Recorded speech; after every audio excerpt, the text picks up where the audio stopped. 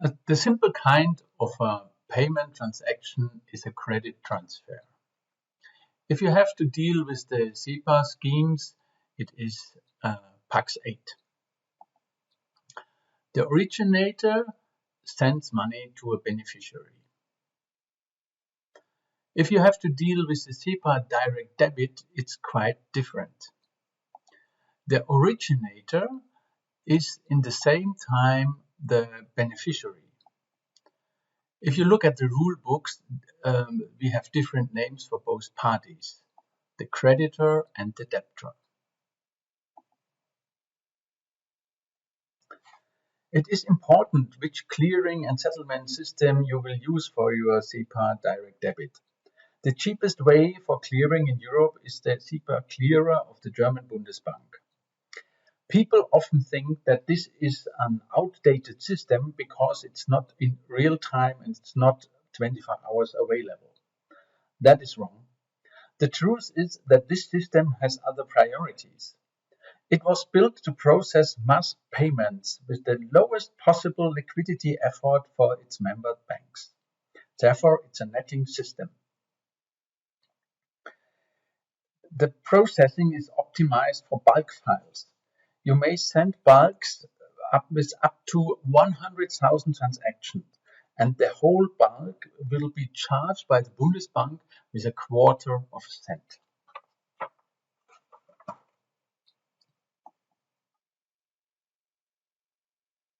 Let's look at the SDD timelines. We are talking here about the basic SDD or SDD Core. The initial transaction is a PAX 3. You may send this to the system 14 days in advance. It needs to be at least 1 day in advance. There is no positive response or any kind of confirmation. If you want to cancel it, you can send a request for cancellation, CAMT 56. If you are after settlement day, you can do the same with a PAX 7. A reversal, and this is allowed up to 2 days after settlement day. These kind of transactions are sent from the creditor to the debtor bank. Let's look now what you, as acting as a creditor bank, can receive. First of all, it might be the case that the SEPA-Clearer sends you a reject, PAX 2 SCL. That means that something was wrong with your PAX 3. It's much more common that the debtor bank will send messages to you. The debtor bank can send a reject as PAX 2 if you are pre-settlement. If you are post-settlement, the debtor bank may send you a PAX 4. This PAX 4 is a refund, and it can happen up to 8 weeks after settlement day. There is another kind of a refund for unauthorized mandate, and this can happen up to 13 months after settlement day. But that's a very theoretical case. Let's look at the German specialties. The cancellation request CAMT 56 and the SCL reject are not part of the EPC specifications.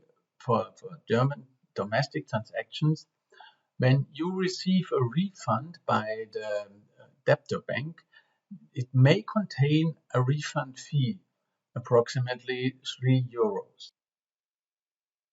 Let's have a look now at the processing windows. You can send SDDs all day long. At 4 times a day, the transactions will be processed. It is important to know that the 1500 processing is the last one for this settlement day.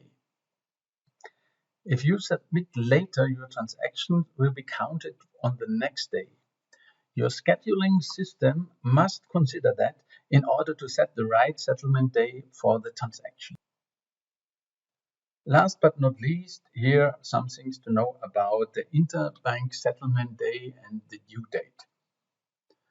The Interbank settlement day must be a business day of the SEPA-Clearer.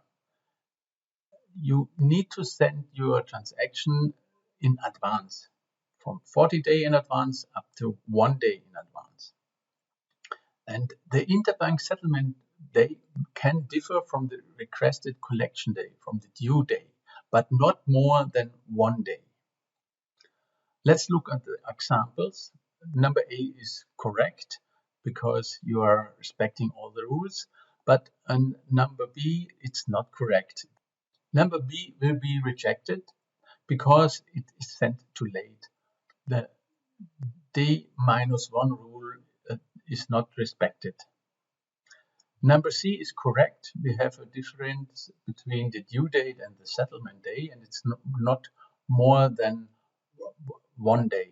But number D is not correct because here we have 2 days between the requested collection date and the interbank settlement date.